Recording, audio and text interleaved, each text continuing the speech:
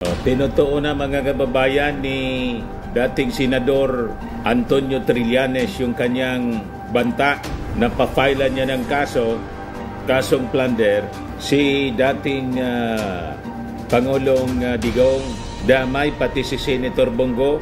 Ayan po, Trillanes files plunder grab wraps versus ex-President Duterte and Bongo. Arimati mga kababayan, ito yung aktual na pag-file niya po.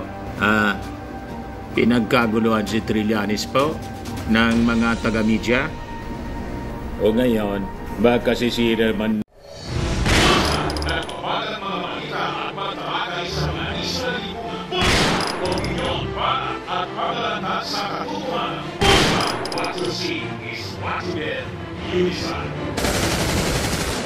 Na sisiya naman anya Mr. Maravillas, sisiya ni Digong at saka ng mga minions niya si President Bongbong.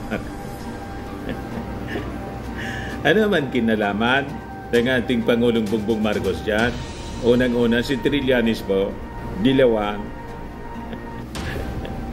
Yung mga dilawan po anti-Marcos. So malabo, mga kababayan, halimbawa sabihin ng mga DDS vloggers, ginamitan niya si Trillanes. Malabo pa. Noon pa, galit na galit si Trillanes kay Digong.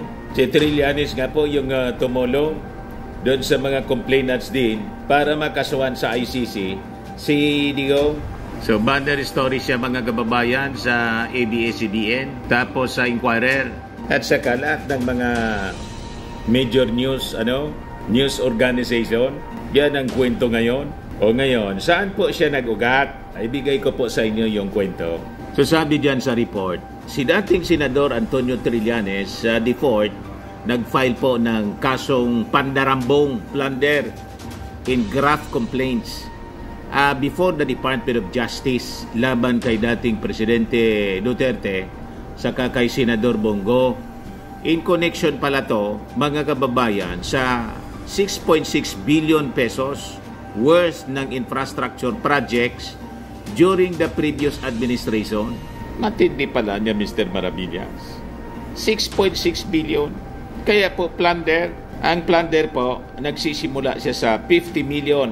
Pag ang involved na amount 50 million pataas, pandarambong po ang tawag, plunder.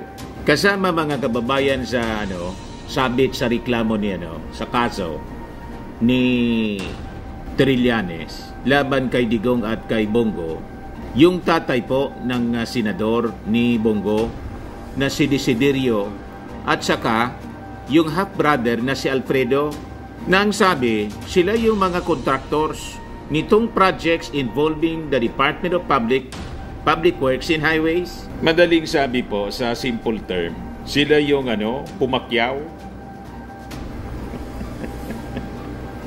Pag ganyan po, nakapamilya man lang, alangan walang uling. Di ba? Sila yung nagluto, sila yung kumain. Yan ang ibig sabihin yan, mga kababayan. Trillanes also included a complaint of violation of Code of Conduct and Ethical Standards of Public Officials and Employees against Duterte at saka kay Bongo. Citing Commission on Audit documents, Trillanes noted sa kanya pong reklamo na itong si Desiderio, yung tatay ni Bongo, yung kanyang negosyong CTLG Builders ay siyang nakakuha ng 125 public works projects from kinorner niya from 2007 to 2018 worth 4.89 billion pesos. Yung half-brother naman po na si Alfredo, na may-ari ng Alfregos Builders in Supply, bag 59 projects from 2000 to 2018. 2,000 yata ito, hindi ito 200. Amounting to 1.74 billion pesos. The companies were allegedly not qualified to bid for big-ticket projects under the contractor's license law. Para niya, Mr. Maravillas, yung Parmali, di ba ganun din yung kaso noon? Ganun nga po, di din yun dapat qualified kasi yung capitalization po noon. Bigay sa inyo yung full story ng balitang yan. Click subscribe muna dito sa ating YouTube channel and hit the notification bell para lagi po kayong updated sa mga kaganapan dito sa ating bansa. Like and share na rin po ninyo ang ating video. At huwag na rin po ninyo na skip yung ating mga commercial ads para tuloy-tuloy lang ang pag-unlad ng Bagong Pilipinas. Sa mga nagana po ng malinis and spacious fitness gym, pumunta lang po kayo sa aming Colossal Fitness Gym. We also offer Grab Car Rental with our brand new 2023 model ng Toyota Innova. We also accept booking for those who are planning to travel via PAL, Cebu Pacific, and other airline companies, local and international, and bills payment for Meralco Bills, Aleco Bills, PLDT, etc. Ang Colossal Fitness Gym is located at 3rd floor Security Bank Building, Lanco Business Park, Legazpi City, Albay. For inquiries, look for Jilon Maravillas, contact number 0966-802-0949. Yan po yung aming Innova. Lagi na pong matao sa amin.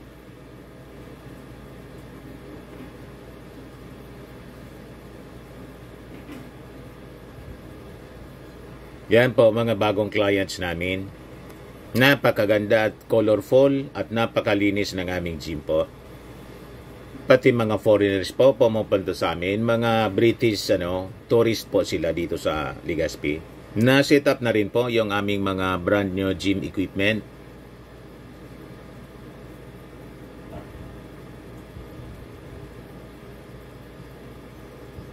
May treadmill na rin po kami.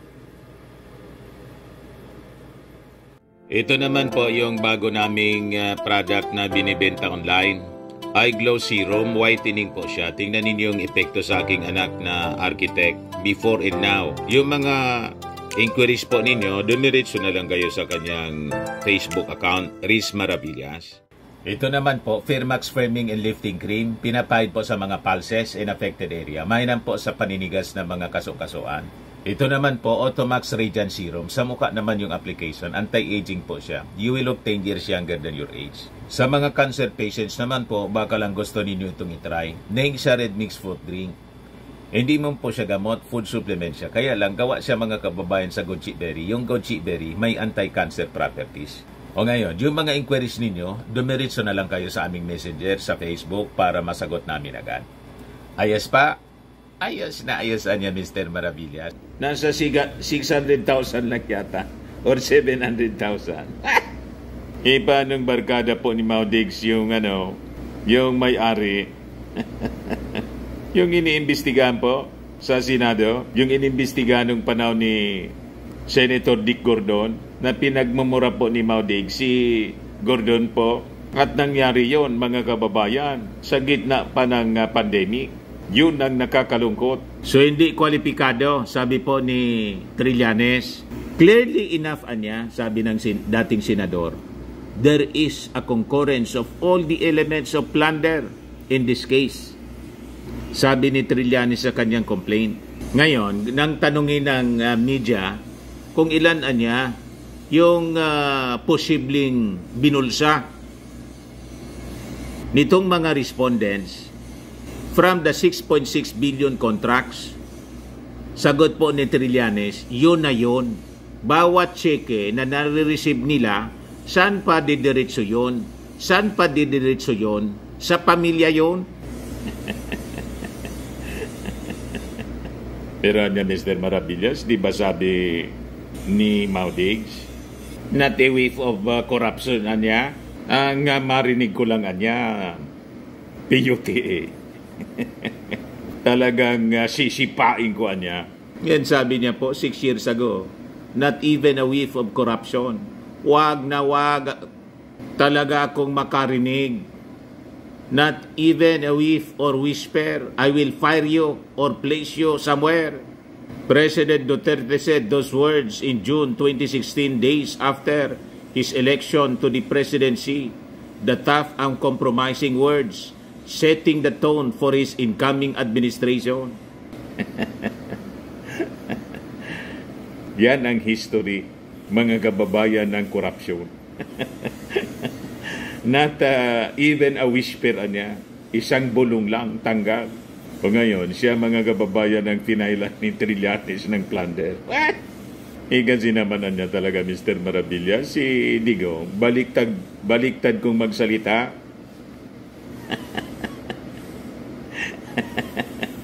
Sabi po ni Trillanes dyan, kasi pagka beneficiary ka at pamilya mo, first degree, ito consanguinity. So maliwanag po yan. Walang lusot dito.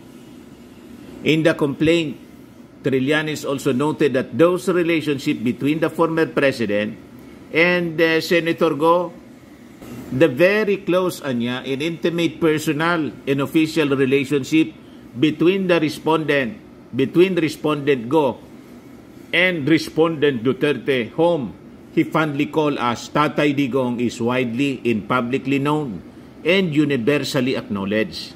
Sabi po ng dating senador. Yan naman talaga po. Kaya nga si Bongo, pati si Bato po, itataya daw niya ang buhay niya kay Digong. So, pati kay Pacquiao.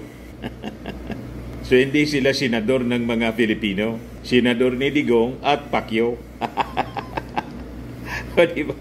Kaya kung senador sila, mga kababayan, ni Digong at Pacquiao, ba't natin iboboto? Hindi man sila senador ng mga Filipino, kundi ang loyalty nila ay not to the Filipino people, kundi kay Pacquiao at kay Maudigs. O di si Maudigs lang at si Pacquiao yung magboto sa kanila. Huwag yung ating mga mamamayang Filipino. Tama pa? So based on his information, Trillanes asked the National Prosecution Service of the DOJ to initiate a preliminary investigation and subsequent filing of cases before the courts. Trillanes has been a vocal critic of Duterte, particularly the bloody war on drugs, which he helped brought up to the International Criminal Court. So kung ituturo na naman ng mga DDS at saka mismo ni dating Pangulong Digong at ni Senator Bongo na nasa likod nito yung ating administrasyon, malabo po. Ito ay laban po ni Trillanes noon pa, at si Trillanes po walang affiliation sa ating administrasyon. Kasi nga po, dilaw, anti-Marcos nga po si Trillanes. Tama po? Ang presidente noon ni Trillanes, si Leni. So right now, mga kababayan, wala pang reaction galing sa kampo ni Digong. Sigurado niya, Mr. Maravillas, magpapakawala naman yun ng sangkatutak na pagmumura. Normal. Ayan man lang po ang ating short video ngayon. Ako po si Dante Maravillas. Bye-bye. God bless.